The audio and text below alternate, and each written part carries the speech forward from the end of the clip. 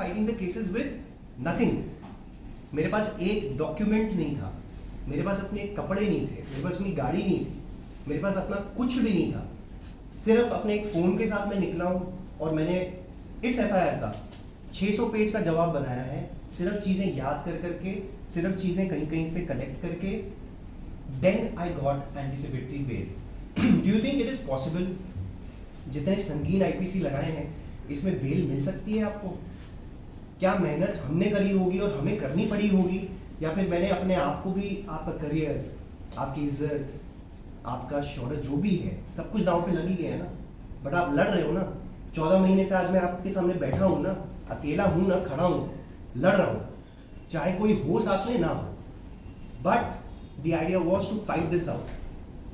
The reason was कि गलत जो हो रहा है, ऐसा नहीं क्योंकि कल को अगर मैं ये चीज़ ना करूँ, कॉम्प्रोमाइज़ कर लेता, फॉर एग्जाम्पल कॉम्प्रोमाइज़ कर लिया, खत्म हो गई चीज़, दुनिया अपना चल रही है, सबको लगेगा अरे कुछ हुआ होगा, या तो करण की गलती थी, या होगा, because that is the perception. आदमी है तो गलत है. This is not the case. आदमी है तो गलत नहीं है. औरत की मतलब कैरेक्टर पे अगर आप कुछ बोल दो तो वो कैरेक्टर असैसिनेशन हो जाता है. आदमी बोल रहा है तो उसका कोई कैरेक्टर नहीं है, एक बाप है तो उसका कोई कैरेक्टर नहीं है.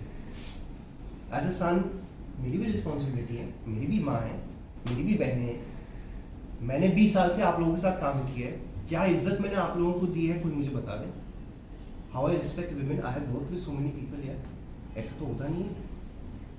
या तो कभी कुछ किया हो, आ जाना चाहिए था ना. 20 साल में कुछ तो आता.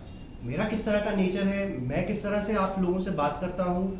मुझे तो याद है रिश्ता में तो मैंने कभी किसी को खड़ा भी ना कराया हूँ. मैं अपना खाना छोड़ के पहले आप लोगों को बाइट्स दे के बोलता था कि आप लोग जाइए, कोई बात नहीं. This is how I work and this is what I get. मतलब पूरी दुनिया में आप इज्जत कमा रहे हो, सबके साथ आप अच्छे हो, बट हाँ आपके खुद के घर के लोग, मतलब आपकी बीवी आपके कहती है कि आप नहीं. Okay, now moving on. तो आज अब ये बड़े स्पेसिफिक पॉइंट्स हैं. ज़रा आज की प्रेस कॉन्फ्रेंस बेसिकली रखने का मुद्दा क्या था, ताकि आप लोगों तक ये सच्चाई पहुंचाई जाए जिसकी वजह से मुझे मारने की बार बार धमकियां दी जा रही हैं. दिस नॉट हैपन वंस, 2 बार नहीं हुआ है, काफ़ी बार हो चुका है कि मुझे जान से मारने की धमकी दी जा रही है. मेरे पेरेंट्स को जान से मारने की धमकी दी गई, मेरे ब्रदर को भी. So this is that is the reason why I am coming and doing this. कल को ये ना हो कि एक वैसा वाला कोई सिचुएशन बन जाए कि कुछ हो गया था इसको, हमें तो पता ही नहीं, खत्म हो गया, शायद मामला भी खत्म हो जाएगा. The reason why I am doing this is so that this truth comes out in front of you guys, ताकि सबको पता हो कि मैं आज क्या बोल रहा हूँ. ठीक है. पहले तो मैं ये आप लोगों को बताना चाहता हूँ कि कुछ टाइम पहले, मैंने 1-2 महीने पहले सिर्फ इतना बोला था कि निशा एक गैर मर्द के साथ मेरे घर में रह रही है. तो काफ़ी आईब्राउज रेज हुए थे, काफ़ी लोग कह रहे थे कि ये कौन है, क्या है. आज ये सबूत कोर्ट में पेश हो गए.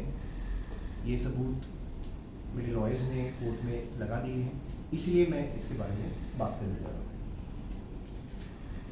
हूँ. और ये प्रेस कॉन्फ्रेंस बेसिकली सबूतों के बिना पे हो रहा है. मतलब अदरवाइज ऐसे ही हवा में बोलने में तो काफ़ी लोग बोलते हैं. सो निशा रावल, जिनका अभी तक डिवोर्स हुआ नहीं है, it is in the process, अभी हुआ नहीं है, we still contesting it in court. So उनका एक अभी करंटली एक्स्ट्रा मैरिटल अफेयर चल रहा है विद रोहित साटिया. अब रोहित साटिया कौन है? कुछ लोग जानते हैं रोहित साटिया कौन है. बेसिकली रोहित साटिया वो शख्स है जो निशा के मुंह बोले भाई हैं. 14 साल तक ये आदमी मेरे सामने निशा से राखी बंधवाता रहा. हमारी शादी में इसने कन्यादान किया है. So can you imagine the level of relations that we are showing to the world. मतलब आप एक तरफ भाई बहन का रिश्ता है, एक तरफ कन्यादान आप कर रहे हैं, लेकिन she is having an extra marital affair with Rohit Satia. और इसका सबूत हमने कोर्ट में डाल दिया है. अब ये बात ऑफकोर्स मैं पहले आप लोगों तक नहीं पहुंचा सकता था because I didn't have proof. अब एक चीज़ जैसे मेरे साथ हुई थी पिछले साल, करेक्ट, उस टाइम पे मैं आगे आके अगर ये चीज़ बताऊं तो कैसा लगेगा. Suddenly the perception again goes कि अरे इसके ऊपर लगाएंगे चीज़ें तो अब शायद ये ऐसा बोल रहा है और देखो भाई बहन के लिए बोल रहा है, which is a very normal thing. तो I didn't raise that question. मुझे 14 महीने लग गए हैं सबूत इकट्ठा करने में. 14 months it's taken for me. एक एक चीज़, एक एक इवेंट, एक एक सबूत वहाँ से लेकर आओ, इससे बात करो, दोस्तों ने कुछ बताया, इसने कुछ बताया, कुछ चीज़ें हार्ड एविडेंस आपके पास आ जाती हैं, ये सारे सबूत इकट्ठे किए गए। It's taken a lot of effort from my end. So Rohit Satia basically Lucknow से हैं, जिनकी ऑलरेडी एक बच्ची है 7 साल की, बीवी है, माँ है। तो उनको छोड़कर यहाँ पे बॉम्बे में रह रहे हैं पिछले 14 महीने से, जब से ये हुआ है। एंड ये सब कुछ मेरे बच्चे के सामने हो रहा है, because Kavish is in the house. Nisha की mother Lakshmi Rawal is also in the house. Everybody knows about the truth. तो जैसे मैंने कहा कि देखिए, भाई बहन का जो रिश्ता होता है, एक बाप बेटी का रिश्ता होता है, पवित्र रिश्ते होते हैं, बट ऑफ कोर्स इस सिचुएशन में तो मजाक बन गया ये।